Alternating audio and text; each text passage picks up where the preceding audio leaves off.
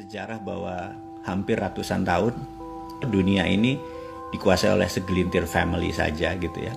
Dan kita tahu di tahun 1900 ke bawah, jadi 1800 sekian, mata uang dunia adalah pound sterling. Dan yang menguasai juga keluarga A itu aja gitu ya. Dan keluarga ini menganggap pound sterling itu sudah mulai korup, sudah mulai nggak jujur. Dia bilang dia harus punya suatu negara lagi yang dia akan kendalikan, dan dia putuskan namanya Amerika.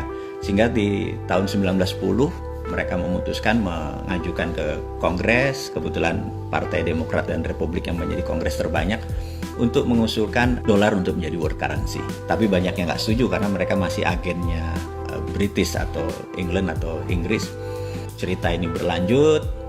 Dia ada peristiwa yang membuat Demokrat suaranya kalah, Republik akhirnya menandatangani, akhirnya disetujui.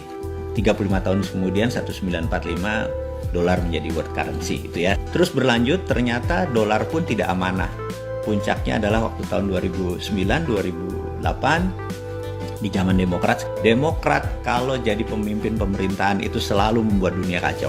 Jadi saya mau ulangi, misalnya suatu Kennedy Demokrat, kemudian diganti Lyndon B. Johnson, Demokrat. Pak Karno tidak nurut, Pak Karno selesai.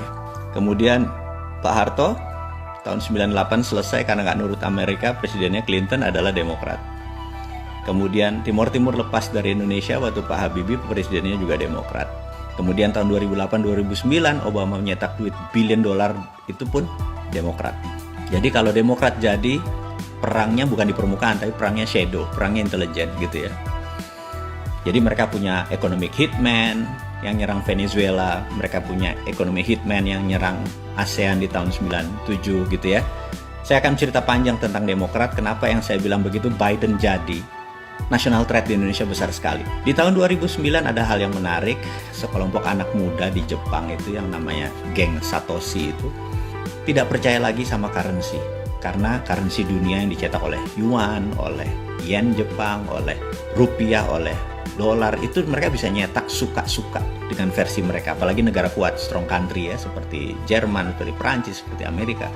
Mereka bisa suka-suka mereka mencetak uang, dan habis itu uang tersebut disalurkan ke negara berkembang untuk mengimbangi inflasi yang kalau uang itu berada di negara mereka. Yang menarik, anak muda itu menciptakan Bitcoin berbasis blockchain. Blockchain hanya ledger ya, hanya sistem ini. Nah, 2009 tersebut blockchain masih nobody, masih nggak ada apa-apanya.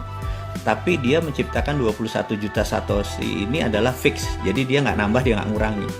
Karena sesuatu yang fix itu menjadi predictable, menjadi bisa menebak. Kalau underlying-nya dia cetak print, itu dunia realnya menjadi tidak bisa ketebak. Ini kehebatannya Bitcoin. Bitcoin baru masa jayanya 2016-2017. Bitcoin masa jayanya, dan di sini kaum globalis merasa bahwa dunia nanti go digital. 2030 itu mungkin 5G digital itu sudah 90%. Nah, mereka tahu bahwa currency nanti itu bukan currency fisik seperti negara punya, tapi currency-nya digital.